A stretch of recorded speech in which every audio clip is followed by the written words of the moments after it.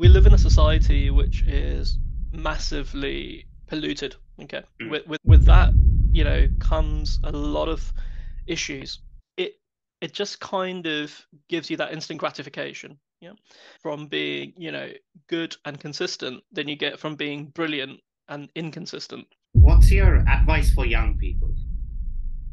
Don't think that education stops when you leave school. Okay, experience different cultures, experience different things, experience different ways of working. I mean, Rishi's saying what he's saying, study maths till you're 18, right?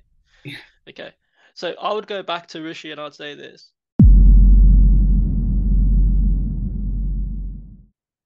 Welcome to Capital Tycoon, the place where future innovators come to learn.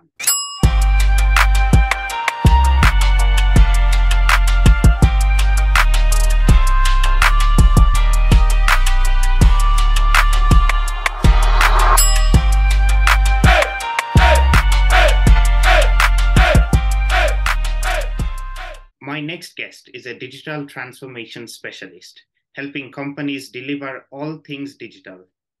He is the founder of Closing Delta, a digital transformation consulting service tailored to life sciences and healthcare. Gaurav, my first question to you is why Closing Delta? So, hi Josh, and thanks for having me. I love the fact that we've got some young entrepreneurs wanting to do podcasts and follow in very important footsteps. That's how Steve Bartlett started, and you can see where he is today. So it's great to be here, Josh. In terms of why closing Delta, I think it was because we wanted to reduce the gap between where companies were and where they wanted to be. And we understood that digital could help them bridge that gap. There's also a dual purpose to closing Delta, which is about removing inequalities in healthcare. And that's across the board, and it's a part of the mission of what we also do. So we combine profit and we combine purpose. Okay. And how did you start your journey? Like, what was your origin story of when you started entrepreneurship? So I know this is sort of very stereotypical, but I started actually when I was at school, a little bit like you. And what I used to do is I used to pick up some things from the wholesale piece, and then I used to retail them in school, totally illegally, just so we're clear. And we ran a tuck shop, and that's how the sort of entrepreneurship journey started at the very early stages. My first real business was selling fragrances online, and I built a company called Designer Sense when I was at university. And that was ahead of its time because it was the sort of first online website portal selling fragrances. And we used eBay as a sort of traffic driver to the business. And I'm talking about like 2004, 2005, right? So this is right back when. I'm giving away my age now. So it's those sort of things. It's always been a bit of a bug, the entrepreneurship thing. But I think I like the idea of value creation, from actually being able to add value to whatever is being sold or sort of being value propositioned, if you like. Okay, interesting. And you mentioned entrepreneurship bug. That's actually interesting you mentioned that because my previous guest also mentioned like a phenomenon he felt like it's sort of like a bug, isn't it? So now moving on to purpose. How did you find your purpose? It's taken a long time. That's the best way to sort of put it, because purpose isn't something you just wake up with one morning and you go, right, this is what I'm going to do, and that's it. When I was in high school, my purpose was to go and work as a visual effects designer on Hollywood movies, right, and Bollywood movies. So anybody who knows me knows that. But it's more the fact that I wasn't very good at it. Okay. um, so even though I felt my calling was to kind of end up, doing visual effects and creative design and graphic design for sets, on things like Star Wars or Star Trek or whatever I used to watch, I think my purpose came a lot later, and that came about because I traveled a lot. So I've worked in Switzerland, I've worked in Belgium, I've worked, in various roles. So from tour repping to working in pharma and working in agency. Um, and then I actually thought, no, you know what, healthcare is what I want to do, and healthcare is where I want to be. And, I really enjoy that every day is different. And the healthcare challenge never stops. So from an entrepreneurship perspective, it's never solved, right? So entrepreneurs love the idea of, mass scale. And we love how we can, suitably scale value. So I think that's a really key piece for, my purpose, which is obviously trying to use digital and consulting to help healthcare inequalities to be reduced. We can't remove them, but we can certainly reduce them. Yeah. Now, onto the topic of leadership. So, how do you build relationship? Sorry. So how do you know how to hire the right people and dealing with the right people? I guess. Yeah. Again, it's taken a long time. And very early in my career, I wasn't very good at it. And I think the reason for that is because we always look to hire people who are like ourselves, right? Because that's a natural bias. And the reality is you get a much better outcome if you have a variety in the team. And you can look at things like Belbin models, and you can look across the board, and you'll see that you get a much better outcome when you have a varied and a diverse team. Okay, so in terms of the hiring piece, I hire people based on values. So Closing Delta has three core values, which is empathy, grit, and community. Yeah, empathy, because if you can't empathize with the client and you can't empathize with the situation, you're not really going to be able to help. Okay, because we're not kind of door-to-door selling anything. Second, is that you need to have grit. There are going to be some days that are going to be tough, and you need to be able to get through them. And grit is the number one sort of precursor to success, right? So if you look at the TED Talks on this, or you look at the Harvard reviews on these things, that is like one of the absolute precursors. Doesn't matter where you come from in terms of, society, in terms of mobilization. If you have that grit and determination, it will see you well. And the final piece is community. Nothing can be achieved just by ourselves. So, we have a very good community, some fantastic people in that, some incredible minds in there, some incredible resources in that, some very divergent thinking in that, and some people who are absolutely breaking, barriers across the industry. So, from my perspective, I feel blessed that we've hired some really good people, and I think even more so than that, just being surrounded by really good people helps everyone raise their game. Yeah, I couldn't agree more, and I think it's a wonderful thing to have values. And now navigating through challenges, how do you manage to stay productive? So, what are some productivity tips? So the key to staying productive is to cut the noise. Okay, we live in a society which is massively polluted. Okay, Mm, with noise and with distraction, and with that, comes a lot of issues. And we're seeing that with mental health issues with 14-year-olds right now. Yeah, that came out yesterday in terms of a report. And some of that is attributed to social media. So, when you kind of sit there and you doom scroll, it it just kind of gives you that instant gratification. Yeah. And a lot of the people who've designed these apps have gone to MIT, they've gone to Stanford, they've gone to all these amazing universities, and they've learned the art of keeping you hooked. Okay. So that digital detox is absolutely the first thing. So, limit your time on your applications, limit your time where you're not doing productive stuff, but actually spend that time doing positive stuff. So the first thing to do is cut out all the negativity that's coming through on social media and actually surround yourself with positive people. And therefore your brain's being fed positive information, not negative. Yeah. That's one of the first things.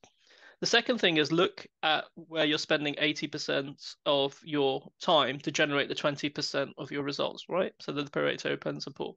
So on that basis, you will work out that a lot of your time is spent doing non-productive tasks. Okay. So is there an opportunity there to sort of delegate tasks? Is there opportunity to delete tasks from your list. And also sometimes it's the long game. So even though you're not getting straight away a return on something, you're still working at it. Okay. If you all try to hammer a nail into a wall with one hit, we'd all not have any nails in any walls, right? So the whole idea is sometimes perseverance is as important, okay, in terms of productivity. And you'll probably find that your circadian rhythms dictate your productivity a little bit as well. So how you sleep, when you wake up, when you're your most productive. And there's some fantastic work around, alpha and theta waves and stuff. And I'm happy to share more, and I'll send you that bits of information if you like. But there is a piece around automation, which is going to be absolutely key. And by the time you graduate and you come out, the AI will be very much helping you to be productive. So when you look at things like ChatGPT, or you look at MedPalm, or you look at any of this upcoming technology, which is the new search browser that I talked about yesterday, that is that's the level. So OpenAI has come into the market, in the last few weeks, it's got a valuation of 29 billion. That is the fastest growing tech. When you compare that, how long it took radio to get that many listeners or TV to get that many users, just have a think about how quickly technology is moving in a sphere. And that's going to help you with productivity and also automation tools. I love Calendly, for example. You can do so much with that in terms of automation. Zapier is another one where you can, connect up your applications where you're doing this, sort of seamless tasks. But also go non-digital is the key thing. Have a journal, have a to-do list, and try and not do more than, 3 or 4 things that are going to move the needle any one day. Okay, that's great advice. And I think, yeah, I totally agree. It matters what content, I suppose, what information you consume. And also, by the way, do you know Notion? Yes, of course. Yeah. Yes, so yeah, that's also another great productivity tool. Just to throw it out to the audience, and also, yeah, and also just digital detoxing from. It's important to be so in real life, sort of. I suppose. So now moving on to the topic of momentum. What's your Mhm. opinion on momentum and being consistent? I think it is a number one key, right? And everybody is in January, and you know this, right? Because we live in Ascot, both of us. And if you go to walk on the race course right now, you've got everybody who's coming with their New Year's resolutions, and they're out there and they're walking and they're getting in your way right now, right? But Yeah. come middle of February, a lot of that will fall off, and it is about consistency. So the key here is making sure that we are consistent. Um, and you gain a lot more from being, good and consistent than you get from being brilliant and inconsistent.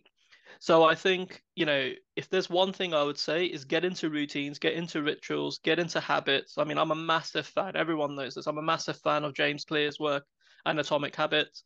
And if you are a little bit like me, you can consume it on a podcast as well. So you don't have to necessarily sit there and read a book. You can do it while you're jogging. You can do it while you're doing something else. So um, the whole idea is built on programming the mind,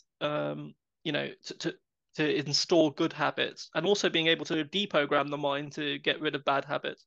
So I think, without breaking it into Ed Sheeran, that's the key. And if you still work at it consistently, you have a much better chance of achieving what you wanted to, than if you are inconsistent and work in bursts and don't really get that momentum going.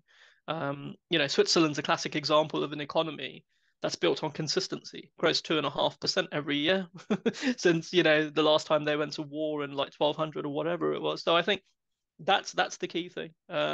Compounded growth is also consistency. So all of these things, when you go to the gym, it's consistency that actually delivers you the results. Okay. So yeah, I think it's absolutely critical. It's something that is all about rituals and behaviors. It's also about mindset. It's also about productivity and time. And so there's a brilliant app called promo focus, which I use, which is a Pomodoro technique where, if you want 25 minutes, it will put that in on a timer on the website and then it will go off. So you've got 25 minutes of deep work.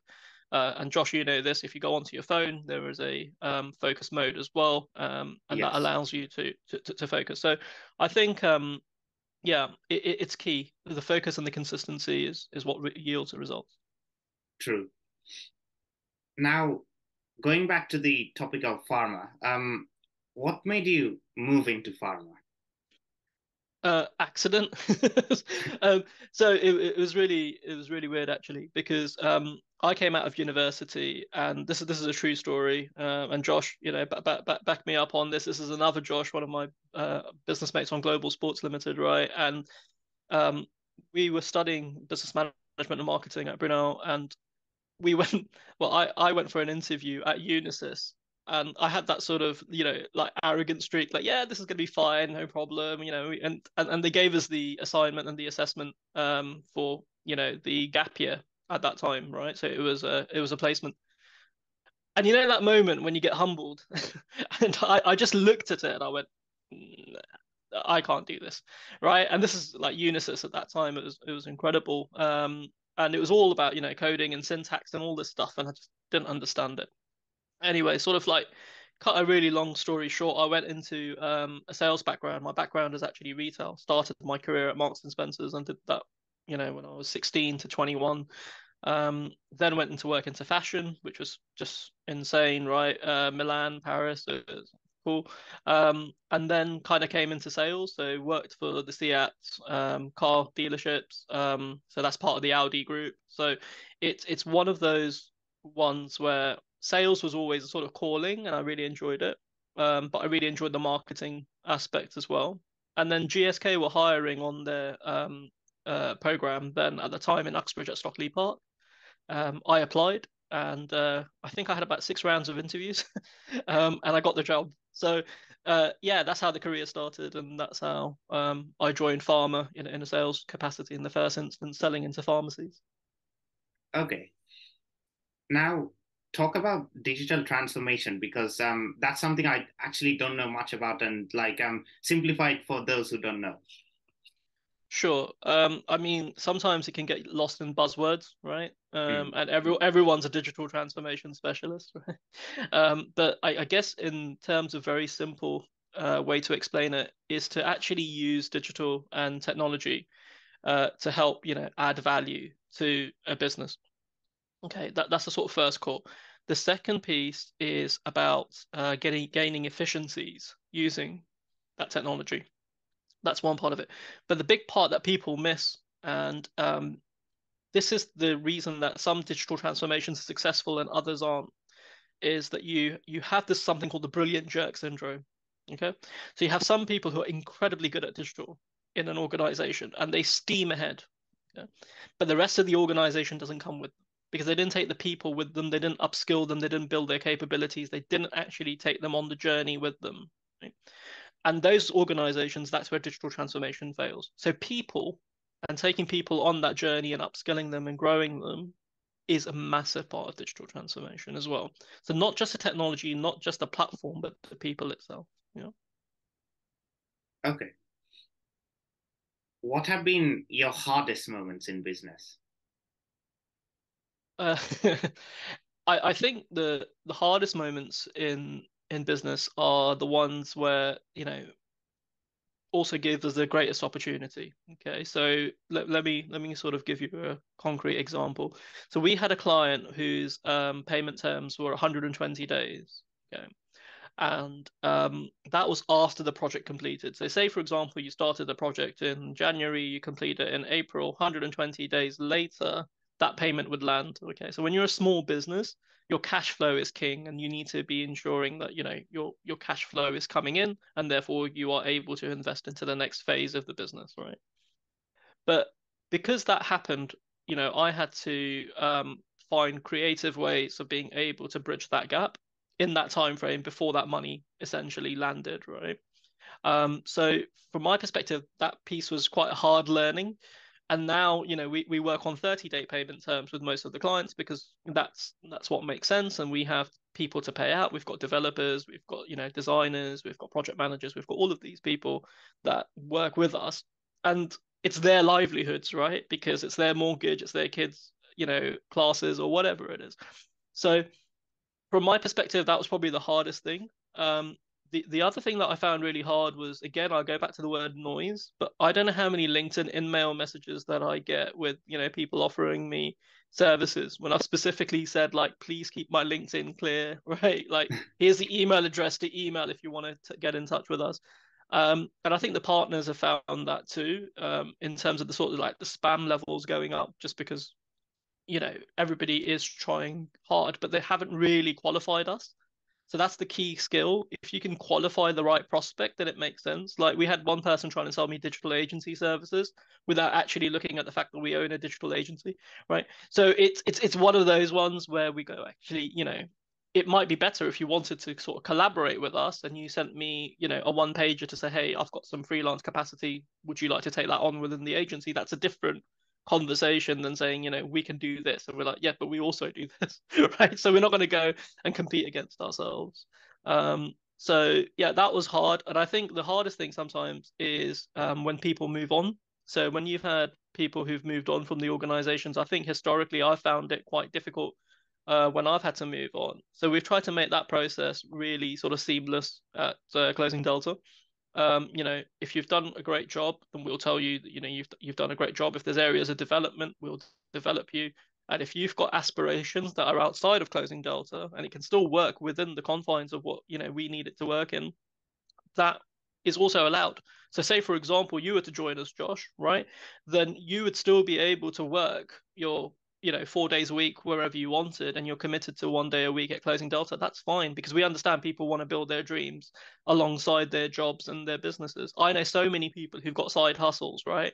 While they're still working, but they're so scared that their employers would find out and therefore, they'd come down on them. That's nonsense, right? We live in an environment where labor is free to move, and it should be. So from that perspective, we will always foster people and we'll always follow their dreams. I mean, Leo's a classic example. So my capabilities director, we saw a gap where he wanted to aim for that leadership position, and we said, right, he needs an MBA. So Closing Delta sponsored his MBA. Now that's the point of understanding, the long game and actually having really good people around you. Okay. Now, what's your advice for young people? Advice for young people. I mean, Rishi's saying what? He's saying study maths till you're 18, right? Okay. So I would go back to Rishi and I'd say this. Not every animal in the jungle should be judged, yeah, by their ability to climb a tree. Mm. Otherwise, lions are redundant, right? Okay. So the key thing I would say to young people is get your basic foundational skills solid. Okay. So yes, you do need maths, you do need English, you do need science. Okay. But what you do also need is a rounded education. You need to understand people. You need to have soft skills. Yeah. So once your IQ is established, and we know that you are very smart kids, right? Like, there's no question about that. You're a hell of a lot smarter than we ever were. But there's a piece of advice that I would say is get your foundational skills right, because if you build something on that foundation, it's going to be solid. And also, none of you are trees. Okay. So in the UK environment, I'll turn around and say, absolutely, stay in the UK and do the best you can. But none of you are trees. And what I mean by that is you can move, travel the world. Okay. Experience different cultures, experience different things, experience different ways of working, right? Because that is the single most important factor in your own growth. Um, and don't think that education stops when you leave school. Okay. I'm still to this day educating myself on new technologies, doing courses and, Project Management Institute this and, chartered member of marketing here and, ABPI there, whatever it is that I need for my industry. And if you really genuinely have a passion for something and that is what you want to do, then guess what? Money won't matter, right? So I've got friends who work for Channel 4. I've got friends who, work in VCs. I've got friends who love what they do. They're a fashion blogger, whatever it is. Each one of you does not have to go down a systematic route of, going into an office space in a corporate environment and working, because that's not what this is about. We need a diverse workforce and we need people to love what they do. And once you love what you do, you'll create the value, right? So the biggest challenge for young people is you're competing on an international stage. Once you understand where the kids in China, the kids in India, the kids in Indonesia, Philippines, America, wherever you're looking, that is the global stage you'll compete on. Because when you're in the metaverse, your geographical boundaries disappear. Okay. And therefore, in the future, talent can be hired. So if Closing Delta wanted to hire talent in the Philippines or they wanted to hire talent in India, it's very easy now. So that's the competitive mindset, to actually be very good at what you do. And once you have a foundational success stone put down, then you can start niching into what it is that you like to do. But until you experience a lot of different things, you're not really going to know what sort of, what's your calling or what you wish to do. But I always wish for every single young person that they get to do what they love. That's the basics. Agreed. And I think I know you touched upon like the how this like real world skills. I think that's something that the present school system lacks teaching. So I think there should be more emphasis on that. Yeah, and financial literacy. That's the other one I'd put in, because actually, having a mortgage, having your bill, having your budget, having a car, fueling it up, knowing how many miles you can go, whatever it is, that's that's much more important than, I think, sitting there learning trigonometry. Okay, because that's my personal opinion. I'm not turning around and saying it. My missus, right? And she studied maths at A level, and she ticks off the Rishi box, but that's not necessarily me. So I think everyone, each to their own. There are some fantastic people in the mathematics field as well. So I'll mention a name. If you guys want to follow her, her name is Carrie Liu. So that's Karrie, Liu. And she's one of those sort of phenomenal people who loves maths and is incredible at it. And she's really pushing the envelope as well of getting more people involved in that side. So I think the future is incredible, for the youth, because you've got so much support as well, right? In terms of the technology stacks that have already been built. I was there when it was ICQ and MySpace and Hi-Fi and MSN Messenger. Okay, so we're the old guard, and we've built some of the stuff that you're seeing today. So I would love to know what you guys are going to help us build in the next 10, 20 years. I think it's going to be amazing. Yeah. Now, why does customer obsession matter? I know you mentioned this in a previous podcast, and I believe that's from. I think that's the same philosophy that Amazon has. So why should you be obsessed with customers? Because ultimately, if you have a goal that the entire organization can get behind, then it is much easier to work with that organization, because it's very easy for you to then make decisions. Is this the right thing for my customer? Yes or no, right? So then it becomes binary, as opposed to I think this and I think that, and that's great, but actually, we need a sort of go or no go decision at some point. Yeah, so that's important. And customer obsession, just you know the reason Amazon, I guess, is successful massively, apart from the 18,000 jobs that they just fired the day before yesterday, um, is simply on the basis that they have worked on each part of that customer journey, that user journey, the interface, the e-commerce interface, how easy it is for you to add things to your wish list, drop it into your checkout, get it delivered to your door the next day, have the Prime membership. So from Amazon's perspective, they are obsessed with their customer. Yeah. And one of the things that I think, you may or may not know is they have a pizza rule, right? So do you know this? That there's a pizza rule in a meeting at Amazon, which essentially means that you shouldn't have any more people in the room than would suit one medium-sized pizza. Okay. Okay, no, I didn't know Because this. right, because there's too many opinions in that room at that point, right? And it's not necessarily conducive to a productive meeting. They also have a rule where they have a six pager where they're not allowed to use PowerPoint, right? So go into your school and say nobody's using PowerPoint at Amazon. But actually, the reality is, if you can articulate your salient points, in a document and send it as a pre-read, that meeting is then conducive to the customer and wanting to do things better. So customer obsession is not just here. Customer obsession goes into lots of different aspects. Lots of other businesses you'll see kind of do it and do it really well.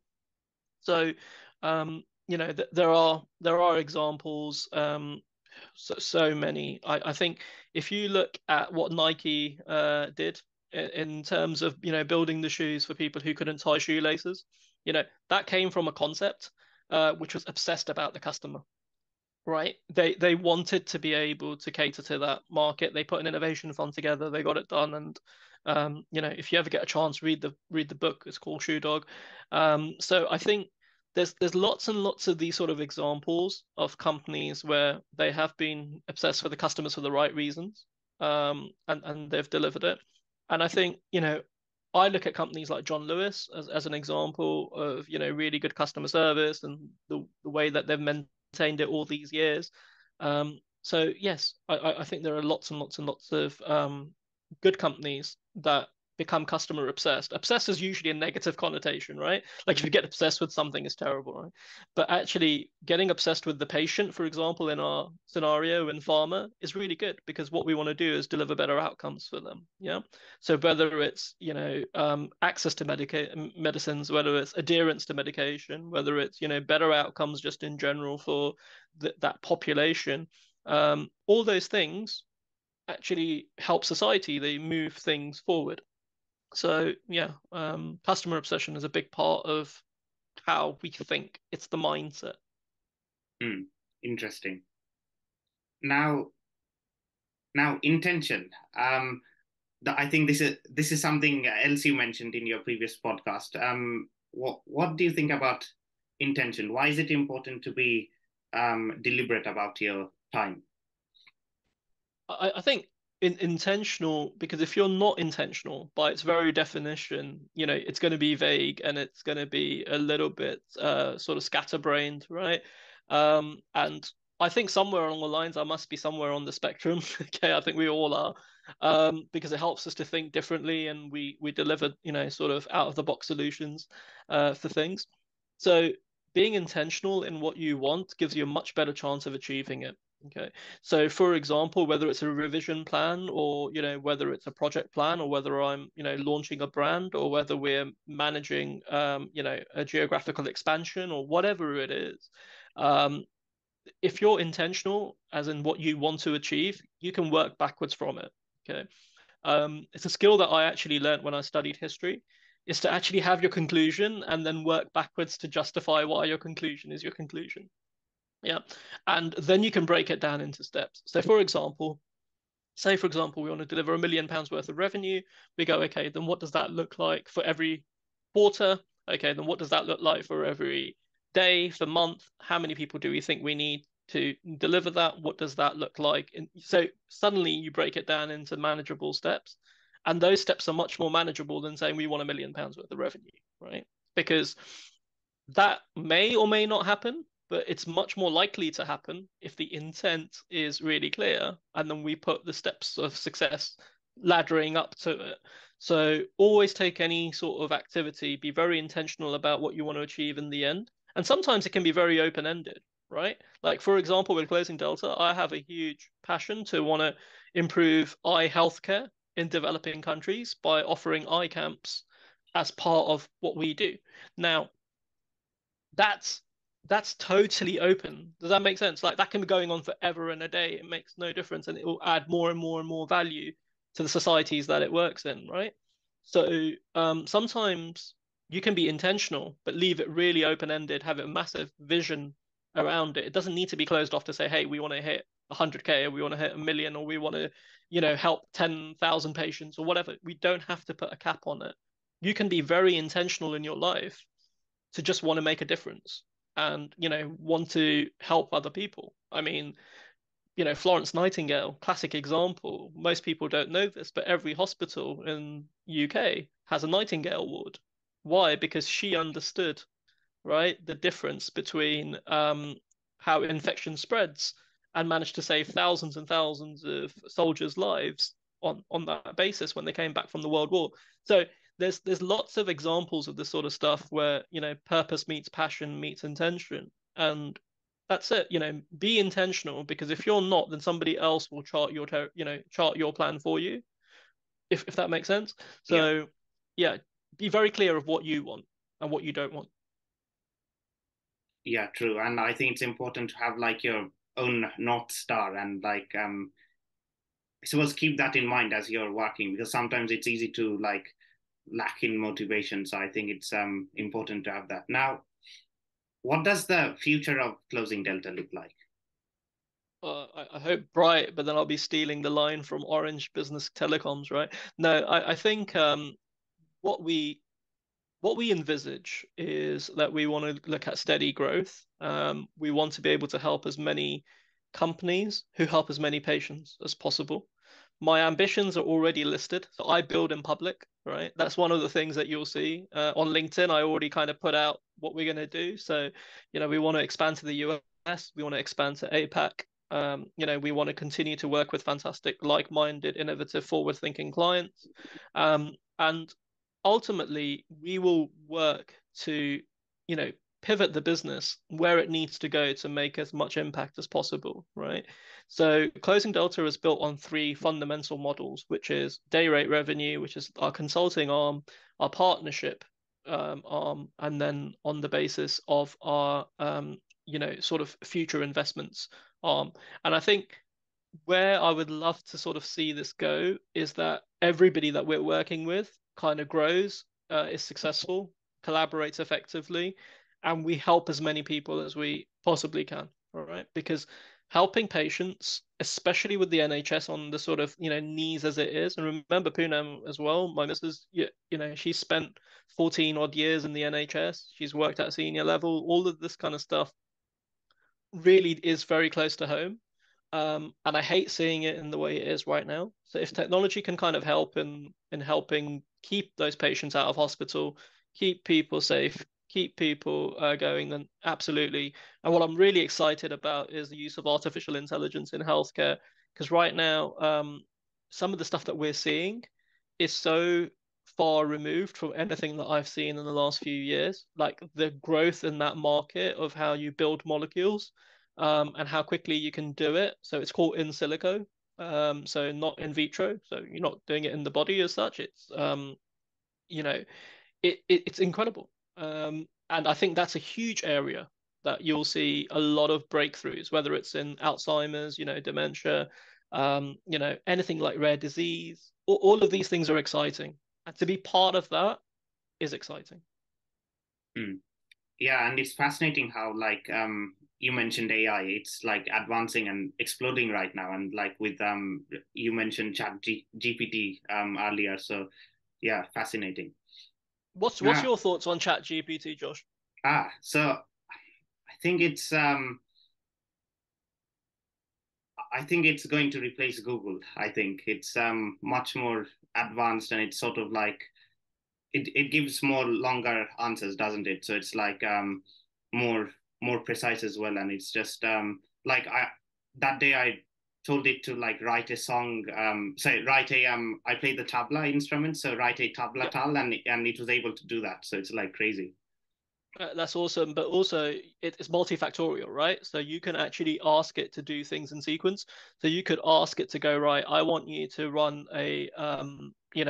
find me all the tabla players, online, and then put that into a table in Google Sheets. And then, do you see what I mean? Like it can Yeah. go into multi-factors, and that's what people haven't really worked out, that you can, once you train it as a tool, it can do a lot. Like for example, there are a lot of people on LinkedIn using it to write their LinkedIn hooks and their LinkedIn posts and stuff like that.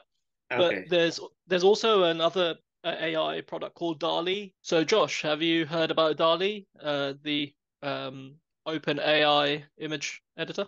Yes. So it's basically an engine that generates art, doesn't it? Yeah, that's right.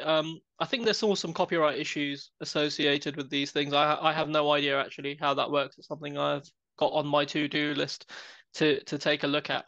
But when you combine ChatGPT and you combine DALI, you suddenly have a very powerful tool which allows you to do the kind of copy-based work that would be required, the research piece using ChatGPT, and then bringing those visuals to life. So I recently saw a use case for a children's book, right? So something totally out of Closing Delta's realm for now, anyway. And the author basically did the manuscript on ChatGPT and the images on DALL-E and self-published it to Amazon, right?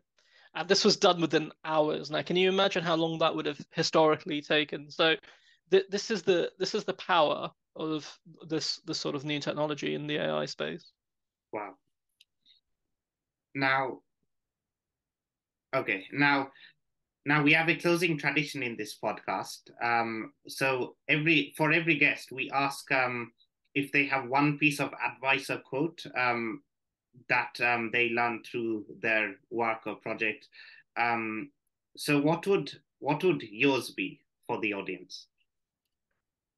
So, in terms of my one piece of advice, yeah, Yeah.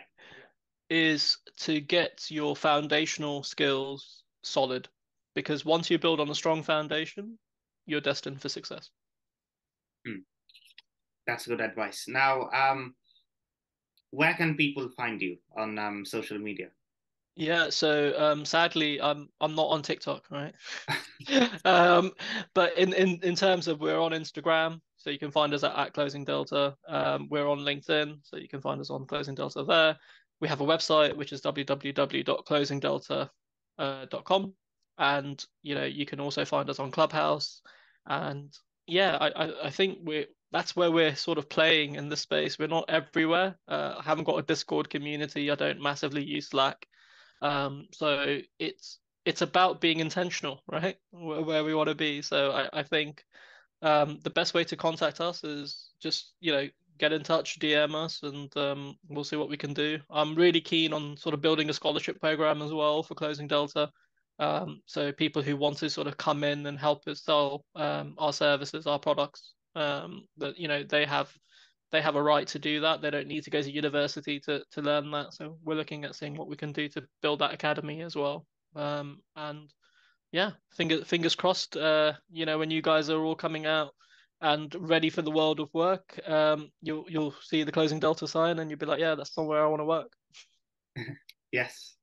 Well, I learned a lot from our conversation today, and I'm sure the audience will find value too. So, thank you, Gaurav, for your time today, and it was a great pleasure having you on. Thanks a lot, Josh, and best of luck with it. I know that you've started something.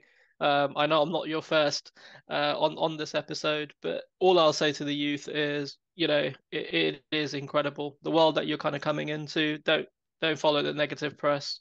Go out there and seize your moment. Great. Thank you. Thank you.